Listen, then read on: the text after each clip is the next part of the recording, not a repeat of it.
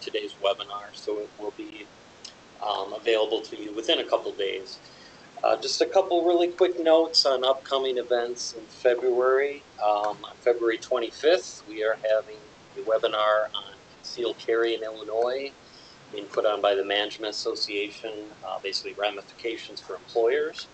And the next day on February 26th, we'll be having a program at Burr Ridge titled Readers, Writers, Books, and Blogs, and that'll be put on by Rebecca Vanook, who is the editor for Reference and Collection Management at Booklist, and Karen Keefe, who is director of the Hinsdale Public Library. And this will be a tour of basically about 50 must-know adult and teen book blogs, so we hope that you can come out and join us for that one.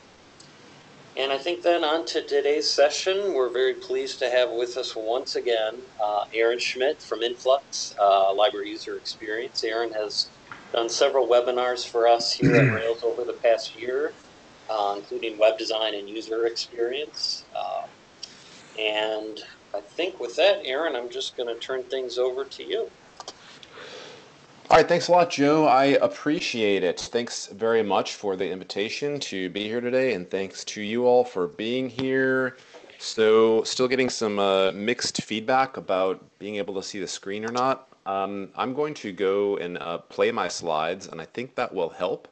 But do know that I will not be able to see the chat throughout the presentation, unfortunately. But if you do have some questions or comments, put them in chat.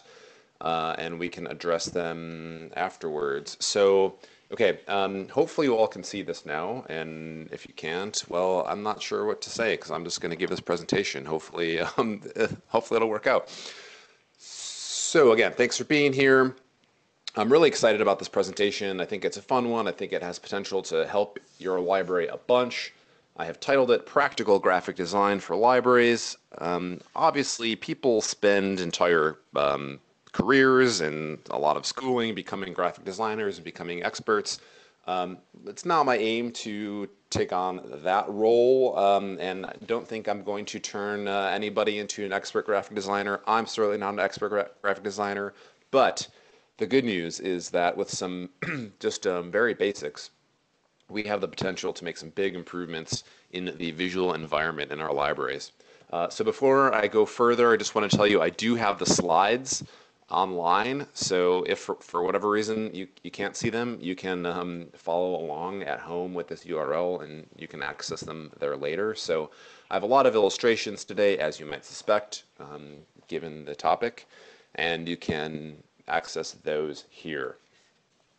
And also, here's the agenda, and also this is kind of a different sort of a webcast series in that we wanted to make it a little bit more in-depth and give you all a chance to do some practical stuff as a result. So please, before we have the second session of this webcast, mess around with some stuff in your library, make some improvements. If you have any questions, shoot me an email in the meantime.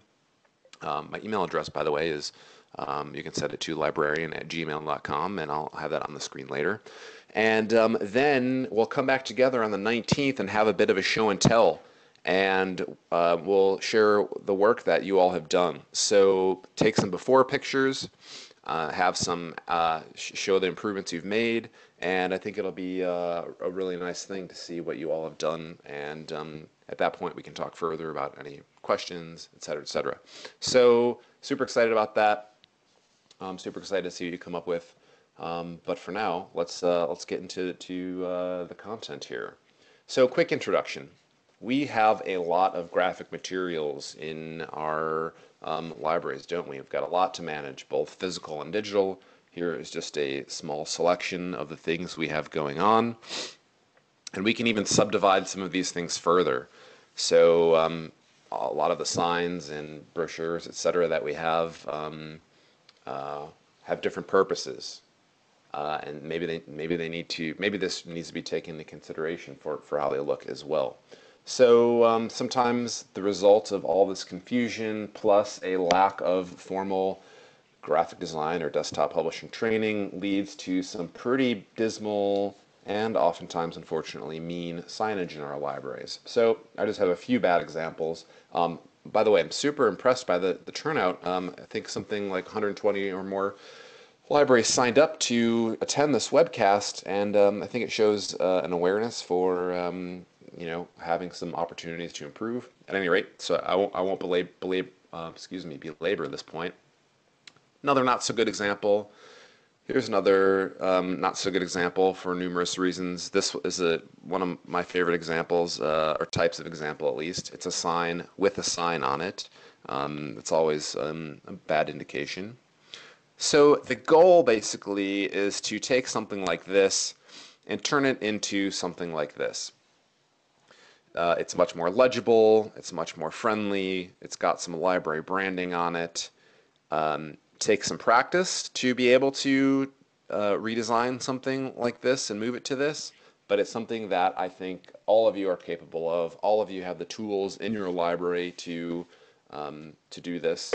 Doesn't really take any fancy equipment, but we'll talk about that later on. So this is just an example of the sorts of things that I hope you'll be able to do as a result of this.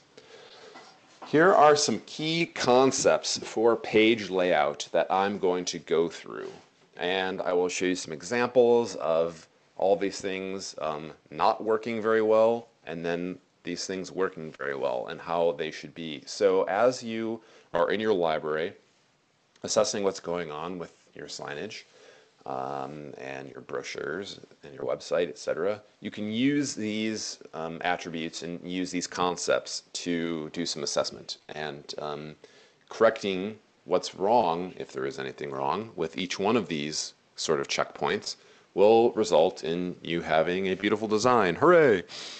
Okay, so a lot of this is creating some information hierarchy, and that helps people understand what's going on with whatever it is you're creating. And I think this is an interesting comparison or an interesting note because a lot of times what we do in libraries, I mean, our whole classification system is sort of like creating some information hierarchies and doing some organization. So I sort of see doing graphic design work as this writ small example of what we do in libraries. So hopefully we'll have a natural proclivity for it. I'm not so sure that's the case, but at any rate we can get better. All right, let's talk about alignment. What I want you to look for when you're scanning stuff around your library is look for some strong edges, and creating strong edges is really helpful for legibility and creating a kind of just sense of calmness on the page.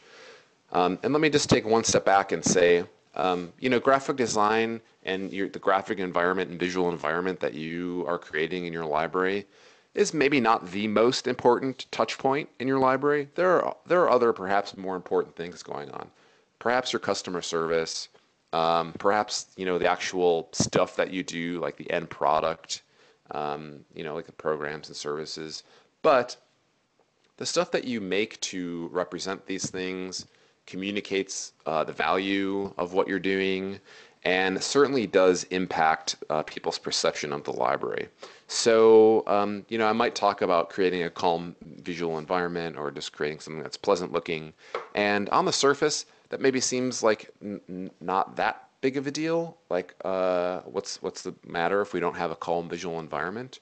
But I see it as one part of the picture, an important picture, and it certainly contributes to an overall user experience and an overall perception of the library.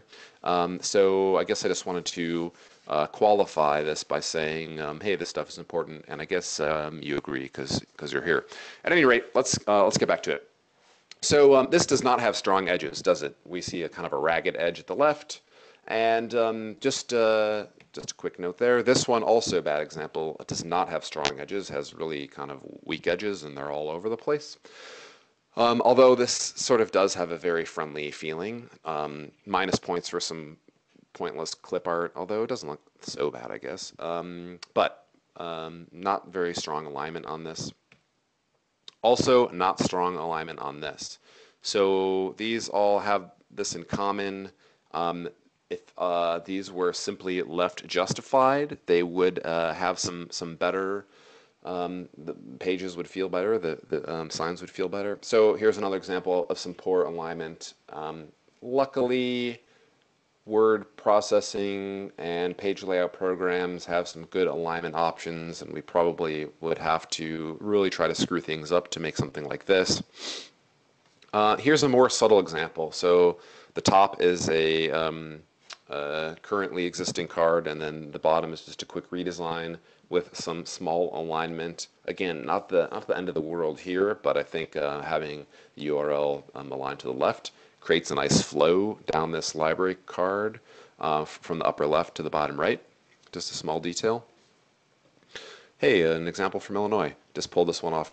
Pulled these off of Google Images, by the way. Weird alignment in the upper picture, causing some like white space issues and sort of an unrestfulness. Really small change, doing a right-hand justification on the bottom, but boy, doesn't it really class up this library card? I think it looks so much better. One little change. Happens to be another example from Illinois. A lot of things going on with this card, but again, just aligning everything to the left helps things out a bit. Not really sure why they have the non-resident card if punched thing on there, because certainly like most librarians would know that. At any rate, just a small example here. And really, I didn't try to choose all Illinois libraries for this. It just kind of worked out that way. Really fine looking library card, nice line drawing of the library, really kind of stately looking. Just thought I'd see what it would look like aligning these things to the left and right. Not a huge change, but I do think it's more legible in the long run. So some examples. So I use this term justification. Here are some different examples of justification. This is a pretty foundational basic page layout term. We have left justified in the upper left, center justified on the upper right, and then, oh, excuse me, it's not left justified in the upper left. Let me look closer. That's kind of a full justification or on the upper left. Bottom right is right-hand justification, and lower left is left-hand justification. This is the sort of justification that we use the most in English, because we read from left to right. And it's the one that we'll pay the most attention to. Center justifying things decreases legibility, especially in a situation like this. So we have this weird white space on the left. Our eyes do not have a common place to return to when we're reading sentences. This is in part, what causes a sort of restless feeling for this page layout. That being said, center justification can work well and does have a purpose. So while I think that really the vast majority of stuff that we do in libraries probably should have a left justification, just because it's sort of the easiest to do right, center justification can be used effectively. It often is a very formal feeling, like in this 25th annual gala. So that's not to say it's always bad, but it's sort of harder to do than and get right than just having things left justified. This is an option too, having things justified on the right. Really doesn't make sense for long blocks of text, but for certain effects and to create a different sort of feeling, it can be done, and it can be done effectively. And here's just this moved over as another option and playing around, right justifying everything. And back to the classic that we're sort of accustomed to. All right, so that is just an exploration of justification and alignment. Again, to repeat, left justifying is the sort of safe thing to do because it's easiest to get right. That's one thing that you can look at in all of your brochures and posters and on your website, etc., to see what you're doing with justification. Okay, proximity. Let's talk about proximity. This is all about organization. And as info experts, we should be into it. So here is a list of things. Let's just take a look at these for a second. We see that they are not exactly organized very appropriately or very effectively, and this has to do with proximity. if we change proximity in a certain way and actually make things more distance and I guess increase the proximity and indent, we see a list develop. So this is very disorganized, hard to read, not very useful. Introducing the concept or effectively using proximity helps things out quite a bit. Okay. Another example of a library card. Wow. I'll come back to this card a couple times. There are a lot of things going on with it. But proximity, there's some proximity issues for sure. So I cleaned things up quite a bit. One way that you can think of proximity is effectively doing proximity is grouping like things together. So in this case, I've grouped the physical address stuff together. I've grouped the contact stuff together. I've grouped the patron information stuff together. And sort of all the library stuff is towards the bottom. And this helps things a lot. I've also reduced the some conflicting contrast issues and reduced the number of typefaces on here. I think we'll come back to this example. But just grouping things together and using proximity effectively really helps this card a lot. Okay, so that is just a bit about proximity. Let's go to scale, another important concept. In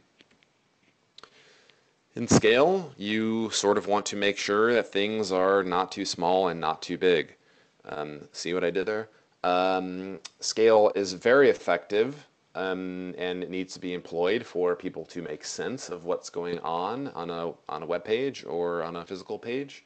But it can certainly be overdone. So here it is underdone. There is pretty much no scale going on.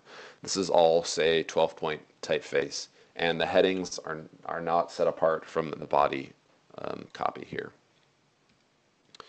Here it is pretty much overdone. There is too much contrast and too much scale here, and the page doesn't exactly make sense, and it's a little bit difficult to read. In fact, there's so much difference between the heading and the body copy here that you're not even sure that they're supposed to be kind of linked together. Taking a more middle-of-the-road approach, we find this, which is a little bit more sensible, a little bit easier to read. And again, one way that I improved the scale here was not only shrink the size of the heading from here, but also boost up the size of the main body copy typeface. While I think certainly the size of body copy can be too big, I think it's often good to have it a little bit bigger rather than too small, just to aid in the legibility of what you're creating. It's definitely harder to do in print because there's sort of limited space to put ink. It's a little bit easier to do on web pages because, well, you don't have that problem. And while there is, in a certain sense, limited screen real estate, it's easier to get more real estate, I guess, in a certain way. Note, that is not permission to create huge sprawling websites, but it is maybe some leniency for creating long web pages. There's this concept in web pages that I'm sure you've heard of the fold, and the fold is the line in the bottom of your monitor or bottom of your browser. It's kind of like the fold of a newspaper where there's content underneath it and content above it. The old way of thinking, and that's still valid in some regards, is that put your most important content above the fold because people don't read what's below the fold. I think that's definitely true in that you should really lead strongly and put the most important thing first because that's what people are going to see most often. That being said, the concept of a web page is really changing because of the proliferation of different devices and all the different screen resolutions someone has, that people have. So the fold is kind of a more nebulous concept right now. Okay, a little bit of a tangent. I think I was talking about scale, yes. So here's a comparison between the two. You can do something similar with with the stuff that you're making and the stuff that you already have around your library. Print out a copy, make some different iterations, and compare the two and see which one reads better. Creating better graphic materials and doing better graphic design is all about getting practice, making a ton of iterations. Don't be afraid to try ideas out, see what happens, go down some roads.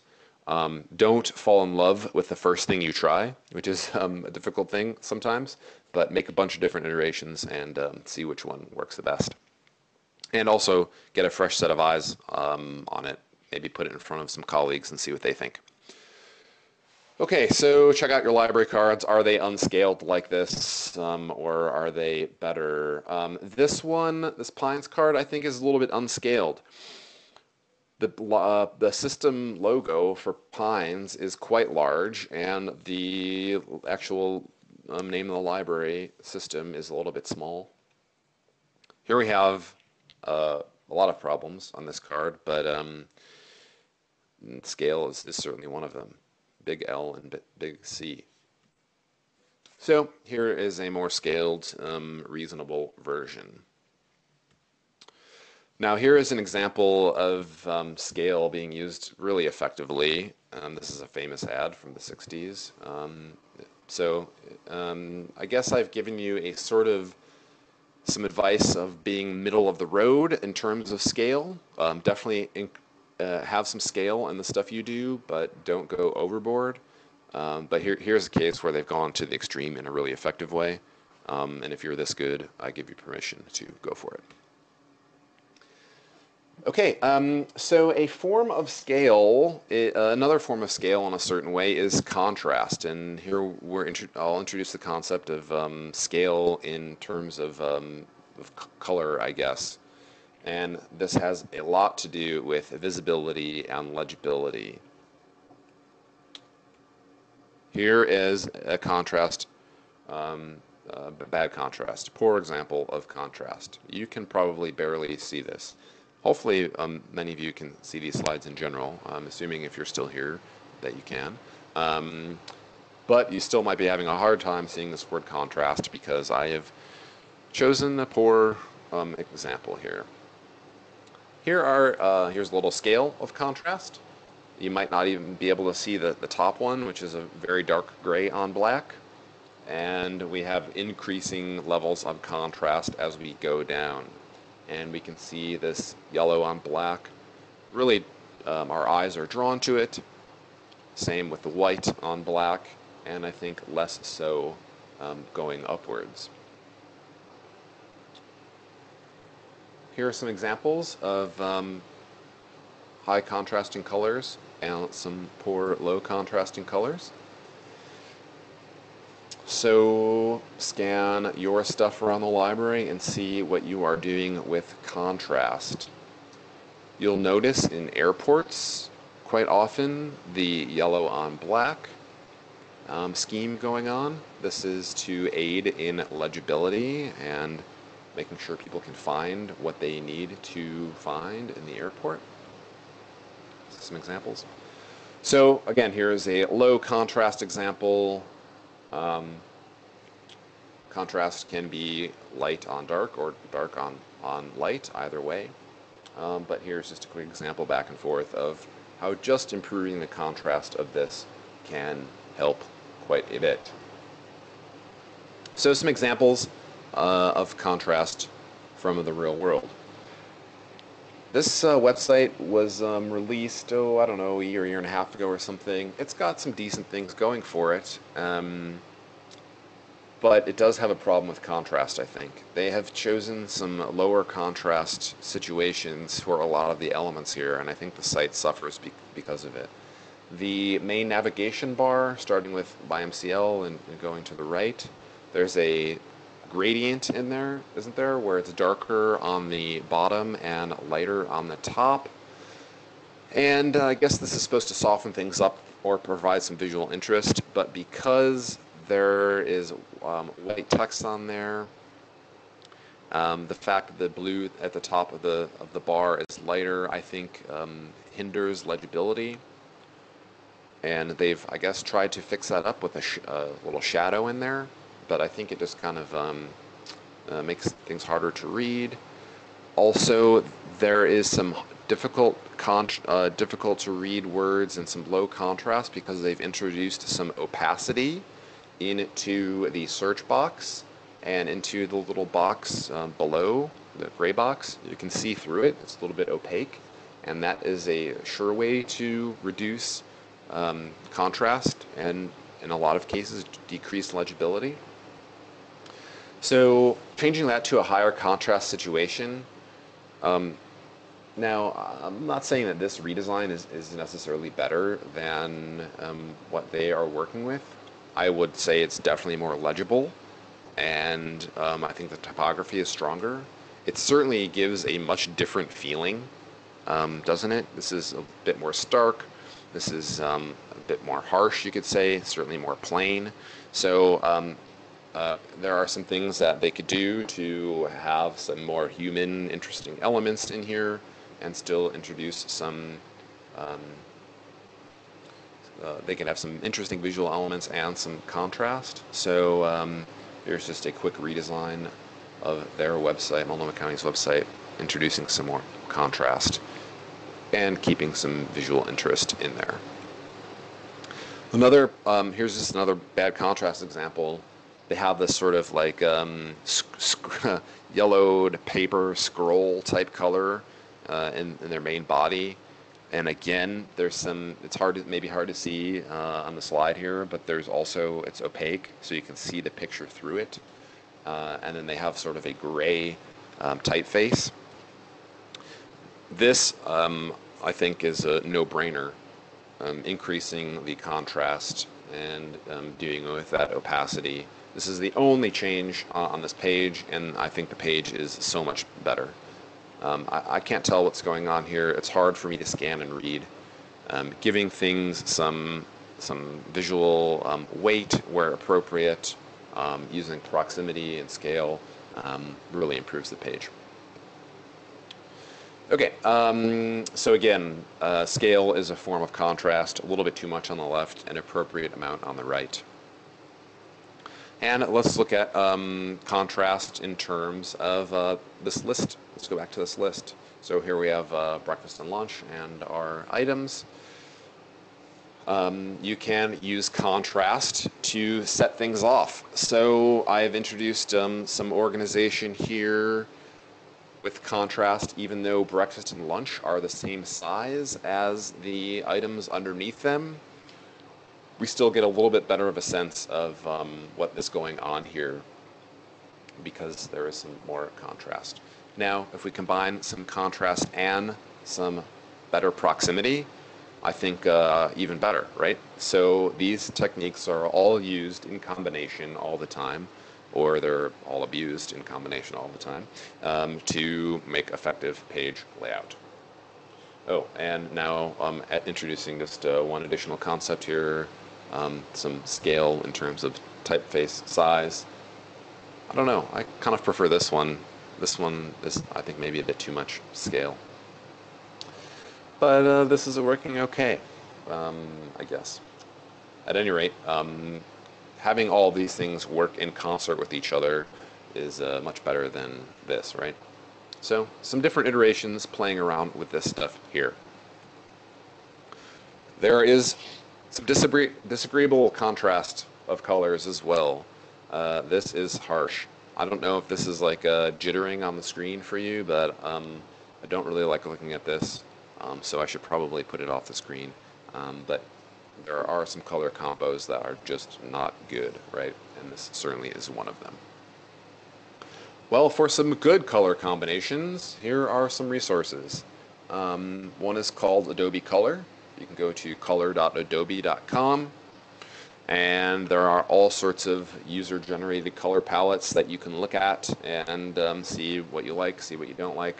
Same with Color Lovers, that's C-O-L-O-U-R, Lovers, and there are a bunch of different color palettes. Not all of them are great, but there are some good ones, and if you are thinking about sort of developing a new visual identity for your library, it can be a nice place to start.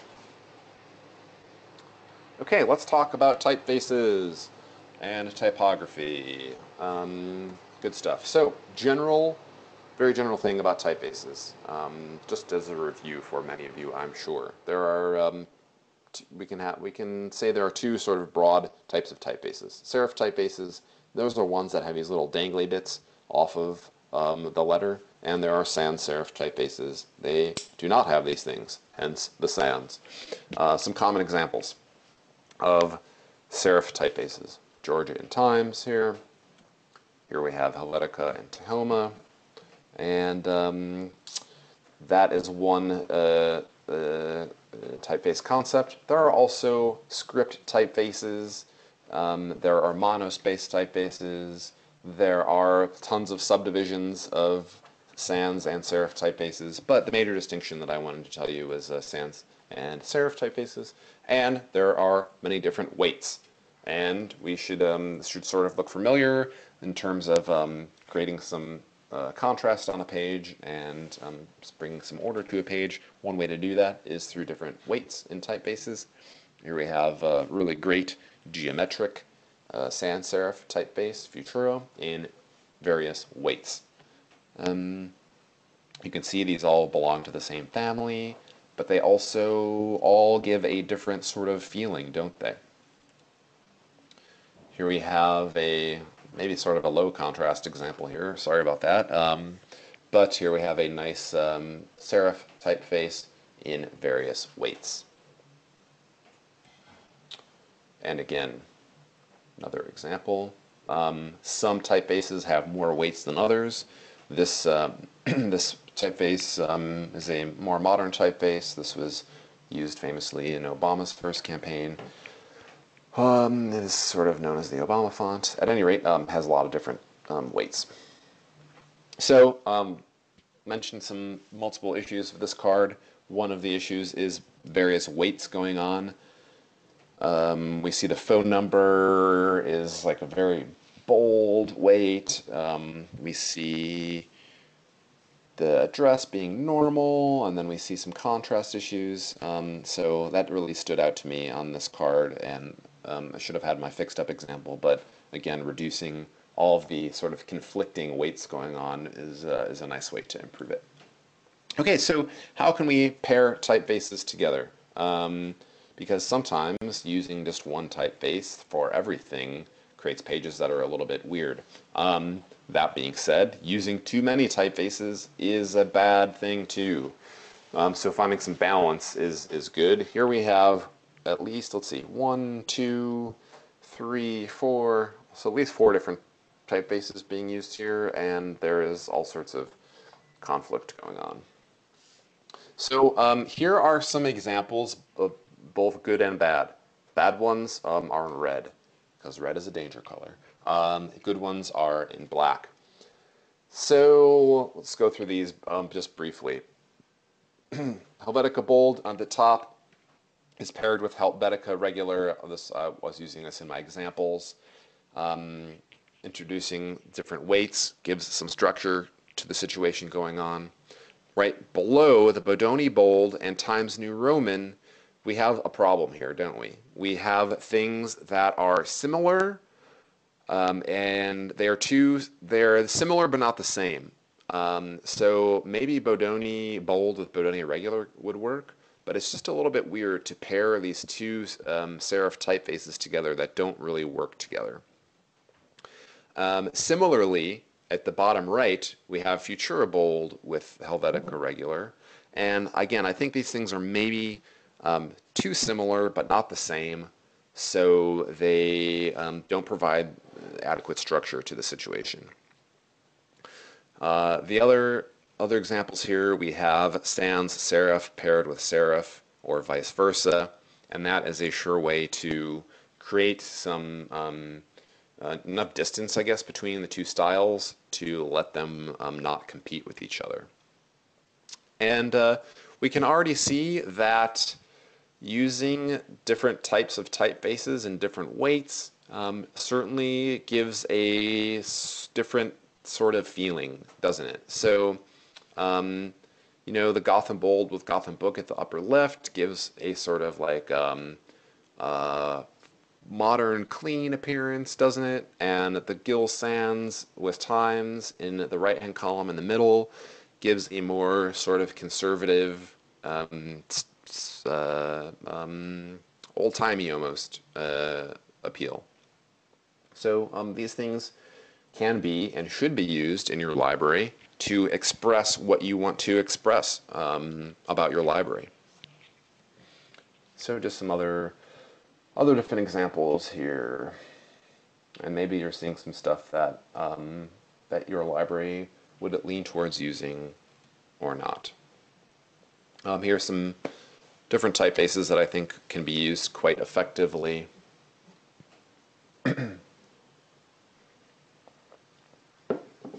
And again, go to look at the slides to look at these further if you want. So some good examples, or some examples of these things in practice for creating a library word mark. So a word mark is something akin to a logo. It's like maybe a logo without a drawing of some object, right? So here I've just paired together some typefaces in different ways to illustrate how, with some basic typography, you can create an adequate, even nice-looking word mark for your library, pairing together a couple typefaces, varying the weights. You can do it.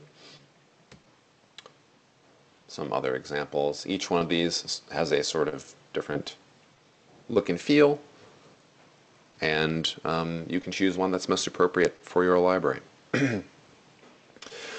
Okay, so take a look at this page. We have a couple columns going on. We have a decent amount of contrast going on. We have all sans serif typefaces here. We have a Gill Sans title and some, I guess, maybe Times typeface going on here. Neither one of these is right, neither one of these is wrong as far as making a choice. All of these typefaces can be used effectively. They can all be used poorly as well, but certainly they give each page a separate, distinct feel. Okay, so for some further exploration of typefaces, here are a couple websites for you. Just My Type is a real nice one for looking at some web fonts. And there is if you go to typography.com, you can see all the typefaces that this foundry makes, Hoffler and Company. They're one of the premier foundries in the United States right now. Linotype is another foundry that you can explore. You know, there are some decent typefaces that come in Microsoft Word and various other programs, but if you wanted to create something a little bit different, you might need to buy a typeface or two. This is a really great service, Adobe Typekit. I use it, and you basically license fonts for the web and for print. So if you use any Adobe products, you can subscribe to Adobe Typekit and then have access to a whole bunch of different typefaces. Pretty fun to play around with. And here is a free version. Google has a bunch of different fonts available to use on the web. There are some decent ones. There are also some ones that you probably would not want to use, but there are some decent ones. Okay, so again, when you're doing typefaces, you want to make sure things are not too big and not too small, and that goes for the web as well. So let's talk about the web a little bit here. Here we have some nice headings and body copy, and there's some nice scale between these two, and it makes things easier to scan and read. Check out the size of the typeface on your website. I would say the minimum you should be aiming for is 16 pixels. Most of you are probably at 10 or 12, maybe 14, although I'd be surprised.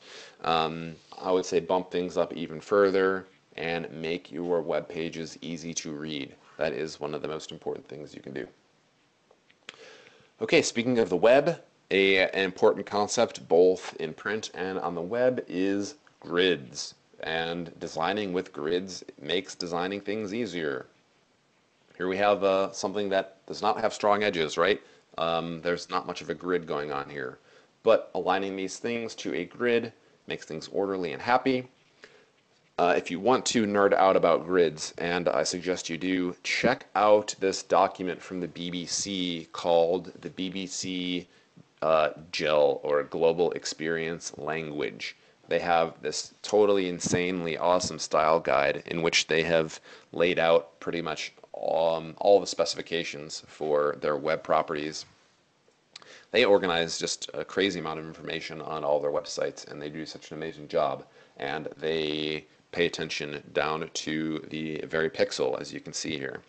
And they have a nice grid system going on. So here's a page before with some columns, and we can see that this grid is working out okay for us. Here we have a sort of poor example of abusing the grid, we'll say. This image is not really following the grid system in the columns. It's a little bit too small. Here we have of course, there's really not enough space around the text or anything like that, but just an example of how an image can work within a grid, or of course it could be just one column length. But you can really create some cool designs just by using some grid systems, and I have some suggested resources for you regarding grids coming up. But important part in creating a grid and in creating your layout, and this is something that you all can use to improve what you have going on, is column width. Here we have one column and it is far too wide. Our eyes and brains get tired by the end of the sentence reading all of it, and makes it harder to read. Here we have the opposite example. The column is a bit too narrow, and we get a hectic feeling and sort of exhausted in the other way, because we're always going from line to line trying to see what we're reading.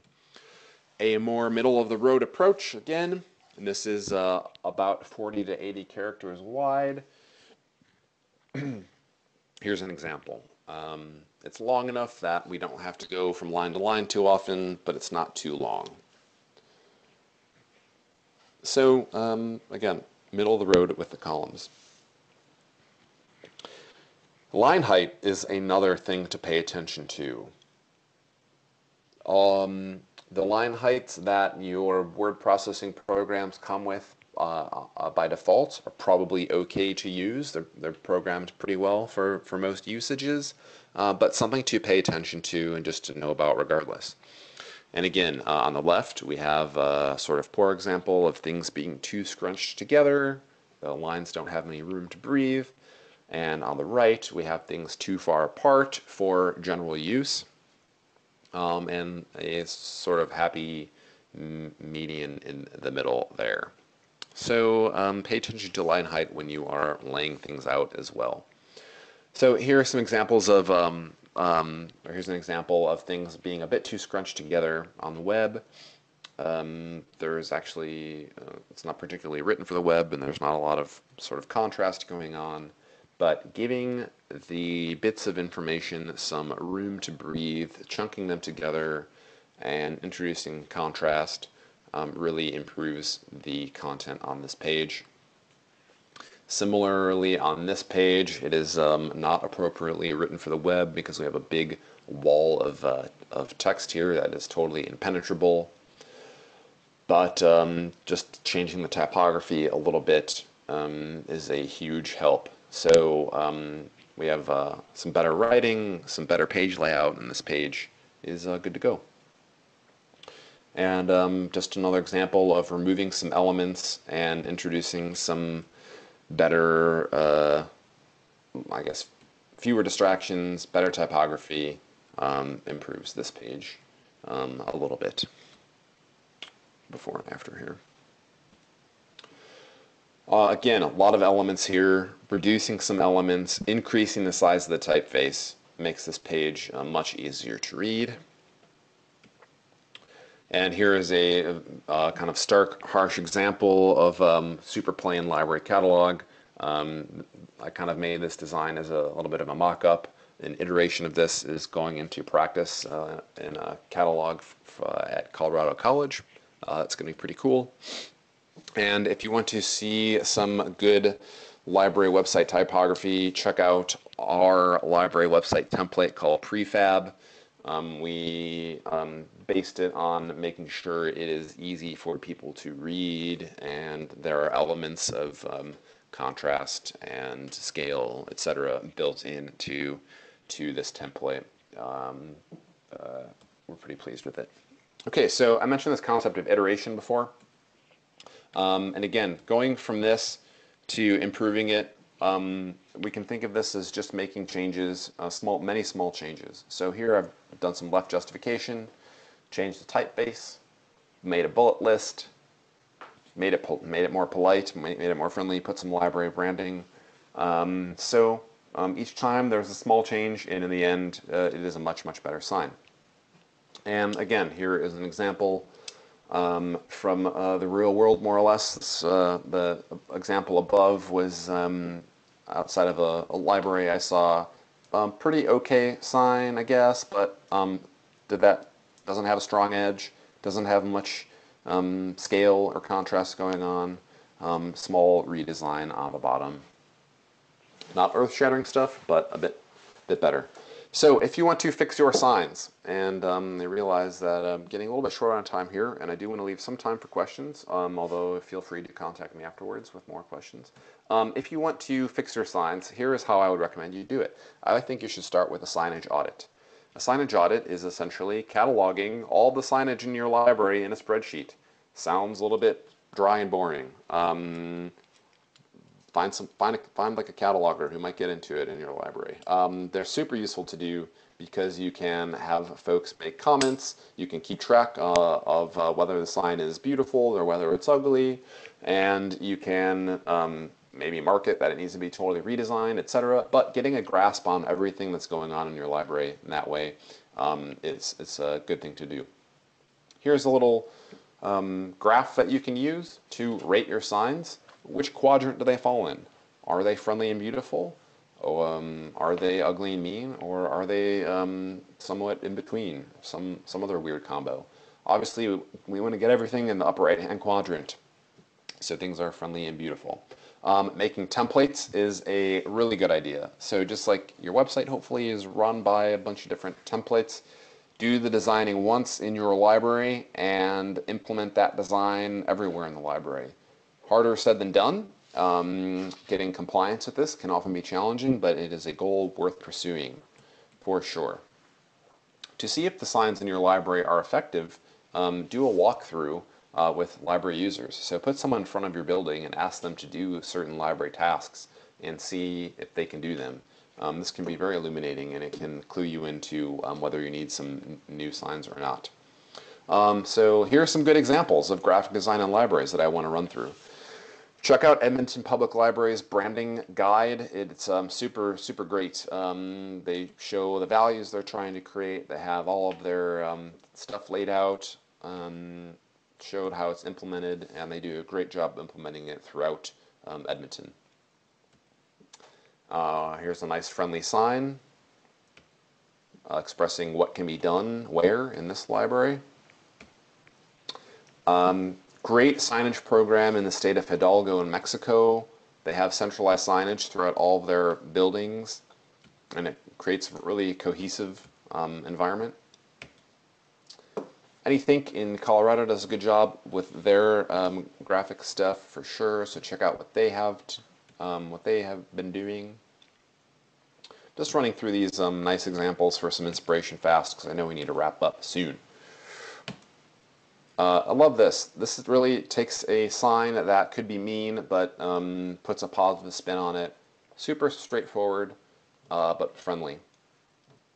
Again, humanizes this sign by putting a little "it's easy" in parentheses. I like coffee. I like this big coffee sign. Generally, I don't like little pieces of paper taped up in the library, but if you put them in a plastic sleeve, it can help sort of elevate them. And this library has done a good job with that, using consistent typefaces throughout as well. neat graphic identity from the children's library in Copenhagen.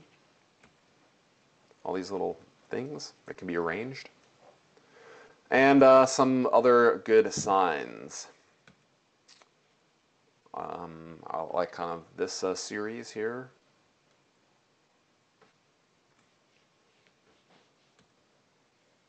This is a fun one too, from Alberta. Kind of a different advertising campaign for a library. Really nice logo from this library. Thought this was pretty decent. Okay, just running through some good cards since I showed some kind of poor cards earlier. Okay, wrapping up here. Check out these books. Non-Designer's Design book. Super ugly cover, really useful book. So chances are your library probably owns this. Give it a read through and you'll see a lot of similar concepts to what I talked about, and it can help you out a lot. If you want to get into grid systems, check out Grid Systems in Graphic Design. It's a really good one. Also, this is a great one, Making and Breaking the Grid. Can help out a lot. Another great resource is KidChip. He's a book cover designer, and he has a really fun guide to graphic design. And wrapping up with some tools that you can use to make some improvements. Scissors. You can do some literal copying, cutting and pasting of the stuff you have to make some different iterations. So don't feel like you need to be a whiz with Illustrator or various programs to do this stuff. You can get practice by doing this stuff with actual physical materials. But if you do want to get into it more deeply, of course, the Adobe products are sort of the gold standard. Adobe InDesign. Pages for Mac is a pretty user-friendly way to go about this. Hopefully you have access to a Mac, and I think this is free now, Pages, so you can download that for free. Also Keynote. Keynote is the program that I use to do my slides here, and you can make some pretty great designs just using Keynote and exporting as PDF. So even though it's kind of for presentations, you can really play around a lot and get better by using it. Sketch is a great tool for taking screenshots and creating images. So I use it quite a bit, and you might come in handy for you as well. I have not used this. Oops, I've not used this, but I've heard about it. LucidPress for doing some page layout. It's a web-based tool. Similarly, this is an open source free page layout tool. I don't have any experience with it, but I thought I would mention it. And this is a great program. It's a vector illustration program. It costs $100, which is less than some of the Adobe products, but if you have a Mac, this is a pretty great one as well, called Sketch. So, project ideas, and then we'll have time for some questions. If you want to play around with this between now and the 19th, I suggest you get started on a signage audit. I also suggest you pick a few things and start playing around and basically redesign anything. Maybe you want to redesign your library card, maybe you want to redesign some bookmarks in your library, or a couple signs or types of signs. Go for it. Make sure you document what you're starting off with, make a bunch of different iterations, and please send them to me. I will compile them in a presentation for the 19th, and we'll have a show and tell, and it'll be fun. So send your stuff to librarian@gmail.com. And with that, look at that. It is half past, just. That is the end, but I'm happy to talk and answer some questions, etc. Awesome. Okay, thank you, Aaron. So, yes, so reminder, we do have a little time for questions, so you can use the chat box to send Aaron questions or comments. If you don't see the chat box, it should just be a little like a chat bubble on your screen, and we'll be able to take a few questions. So, a question from Ruth here: do you have a resource sheet? Ruth, I do not have one laid out, but if you go to, and I'll paste in the URL here, or I'll just type it in. You can find them all in the slides. Yeah. That's there. So hopefully that'll help. A question for, if you could, the URL for Edmonton Brand Standards website. Ooh, you know, I don't know that URL off the top, but if you do some Googling, I think it's available on the web. If not, I've got a copy of it, so you can email me and I can send it to you. Okay. And I will, everyone, I will, when the recording is available, I'll send an email to you all, which will include that. The link that Aaron shared in the beginning to his slides where a lot of those resources were described. Okay. Any other questions or comments from folks about today? I will remind you next, we will do this again in exactly 2 weeks, which is the 19th, another Thursday at 1:30. And Aaron, am I right that primarily we'll be looking at everybody's stuff? Yeah, that's right. So you all are bringing stuff to the table next time. I would, you know, ideally, all of you attending today and watching afterwards will send some before and afters. I'll load them into a presentation, and we'll get to see everyone's good work. I can make some commentary on them, and if between now and then in the next 2 weeks you have some questions about what you're doing, etc., shoot me an email and be happy to take a look at what you're doing. So, one question about the assignment: do you have a format that you need it in or want it in? Great question. Great question. PDF is nice. JPEGs are nice. Pretty much the main thing I cannot open, and doing this before, I did get a couple people turning things in this format, is publisher files. I do not have access to publisher. Okay. So I would say anything but publisher. All right. Just a couple other questions about resources, which will be in the slides, and that link that I send. Any last questions from anybody out there? Otherwise, I suspect you're itching to get that inventory started and to get on your homework assignment for Aaron. Okay, well, I think we'll wrap up then. I will send you all that information probably by Monday, the recording, everything else. And if there are questions, you have Aaron's email address, you have mine, and we'll reconvene on the 19th and go through some of the work that you guys have done. Thanks a lot, everybody. Take care. All right. Thank you, Aaron. Everybody, have a good day, and we'll see you back here in a couple of weeks. Bye. Bye.